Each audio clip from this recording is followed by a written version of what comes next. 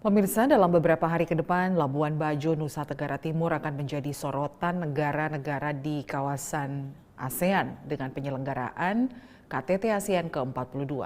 Seperti apa kesiapan Labuan Bajo dalam menjadi tuan rumah KTT ASEAN ke-42 ini? Untuk membahasnya, saya sudah terhubung dengan Shana Fatina, Direktur Utama Badan Pelaksana Otorita Labuan Bajo Flores. Ya, selamat siang. Halo, selamat siang. Ya, selamat siang Bu Shana. Pertanyaan pertama, mungkin bisa diceritakan secara umum persiapan yang sudah dilakukan Labuan Bajo dalam menyambut para pemimpin ASEAN dan delegasinya beberapa hari lagi nanti. Ya, terima kasih Mbak. Jadi kita di Labuan Bajo sudah 3 tahun terakhir ya menyiapkan untuk Labuan Bajo menjadi venue KTT ASEAN Summit dan G20 side eventnya tahun lalu, dan kita sudah menyiapkan mulai dari penataan kawasan Labuan Bajo, kemudian membuat Labuan Bajo lebih cantik, bandara, kemudian pelabuhan, lalu juga waterfront. Kita juga punya hotel-hotel yang semakin baik dan semakin siap untuk menjalankan kegiatan, dan tentunya tidak lupa SDM dan personil yang disiapkan untuk menjalankan kegiatan. Dan ini sudah saat ini kita semua sudah mulai siap siaga untuk menyambut karena tinggal beberapa hari lagi, dan kemarin sudah semua tim pengamanan sudah hadir dan siap untuk menempati posnya masing-masing. Nah, kami juga dengar akan ada pesta rakyat 7 hari berturut-turut untuk menyemarakkan rangkaian ASEAN Summit ini sejak tanggal 7 ya. Jadi rangkaian kegiatannya sudah dimulai sejak tanggal 7 sampai tanggal 13. Rangkaian kegiatannya seperti apa nih Bu dalam pesta rakyat? Ya, pesta rakyat ini kita hadirkan untuk menunjukkan keterlibatan masyarakat untuk menyambut Labuan Bajo sebagai KTT ASEAN Summit, termasuk mengedukasi masyarakat tentang apa itu ASEAN dan bagaimana kita bisa mengoptimalkan keketuaan Indonesia pada tahun ini. Nah, kemudian rencananya akan dilakukan pesta rakyat dari tanggal 7 di acara Waikesambi, kemudian tanggal 9 sampai tanggal 13 ada kegiatan di waterfront yang sebagian untuk delegasi, sebagian juga untuk masyarakat, dan tidak lupa ada juga kegiatan festival di Gua Batu Cermin dari tanggal 4 sampai tanggal 14. Jadi kita mencoba untuk memberikan ruang sebanyak-banyaknya untuk masyarakat terlibat, menunjukkan kekayaan Labuan Bajo, experience Labuan Bajo, kan tentunya dari delegasi banyak juga yang ingin mendapatkan bagaimana sih pengalaman berwisata ke Labuan Bajo, sehingga nanti tidak hanya meeting, tapi mungkin setelah mereka meeting mereka punya waktu senggang untuk bisa lunch atau dinner, sailing atau ketemu komodo gitu ya, dan kemudian juga nanti akan kembali lagi bersama keluarga atau sahabatnya untuk berkunjung ke Labuan Bajo. Ya, jadi kegiatan ASEAN Summit ini adalah jendela bagi mereka untuk eksplor lebih jauh tentang Labuan Bajo di NTT. Nah, kalau dilihat dari tema keketuaan ASEAN kali ini adalah ASEAN Matters, Epicentrum of Growth. Sepertinya NTT khususnya Labuan Bajo sangat responsif ya menangkap peluang ini. Sebagai gambaran, berapa perkiraan wisatawan dan potensi nilai ekonomi yang bisa diraup oleh Labuan Bajo dari penyelenggaraan KTT ASEAN ini? Baik, ini adalah menjadi satu momentum untuk Labuan Bajo menjadi venue MICE internasional level kepala negara, dan tentunya kalau kita lihat dari jumlah sekitar 3.000 orang yang hadir, kemudian anggaplah satu orang spending 20 jutaan misalkan seperti itu ya, bisa sampai sekitar 40 sampai 50 miliar yang akan beredar hanya dalam rangka ASEAN Summit ini.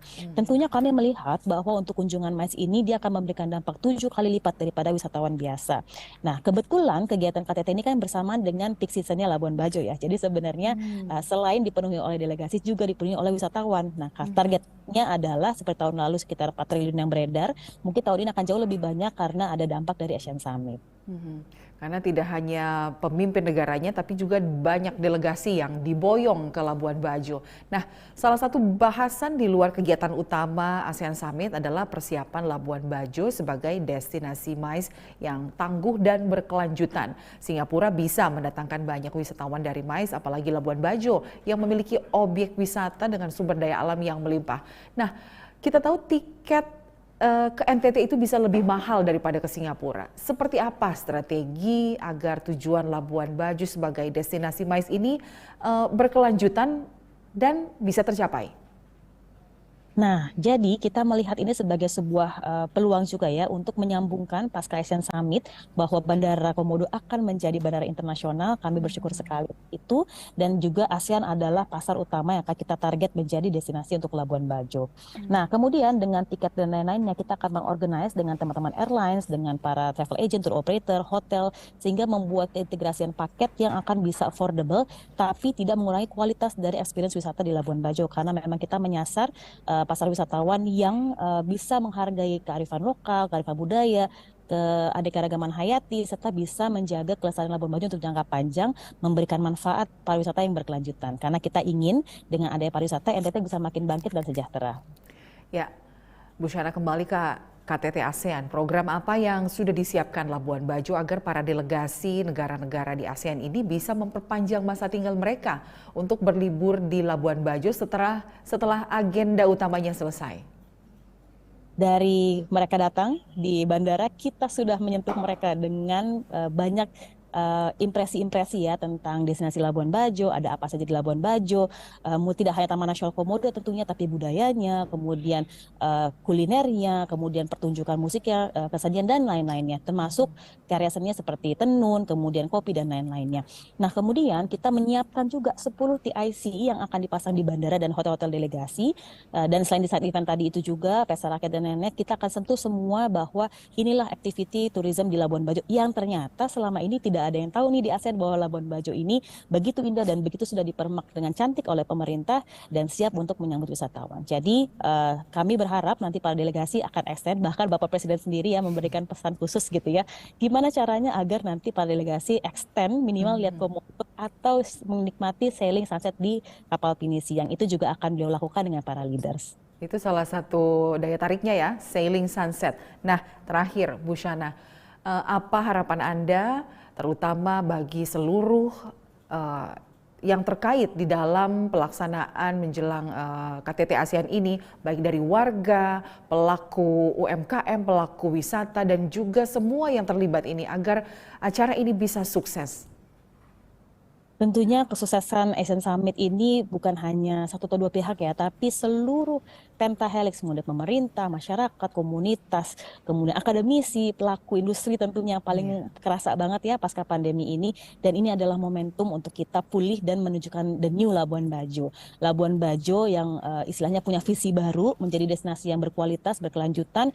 Kemudian kita ingin masyarakat bisa terlibat, sangat inklusif dan membuka peran buat siapa saja. Dan kami sangat bersyukur, mudah-mudahan semua masyarakat di Labuan Bajo, ayo kita sama-sama dukung, kita sukseskan, kita jadi tuan rumah yang baik, dan kita jamin agar semua delegasi aman, nyaman, dan mereka kepincut mau balik lagi ke Labuan Bajo berkali-kali dan menjadi word of mouth yang bagus, karena tentunya ke depan pasar ASEAN adalah pasar yang sangat menjanjikan untuk Labuan Bajo dan bisa menjadi mitra kita. Baik, terima kasih Bu Syana Fatina, Direktur Utama Badan Pelaksana Otorita Labuan Bajo Flores, sudah berbagi cerita tentang menjelang pelaksanaan KTT ASEAN di Labuan Bajo. Terima kasih, selamat siang. Terima kasih.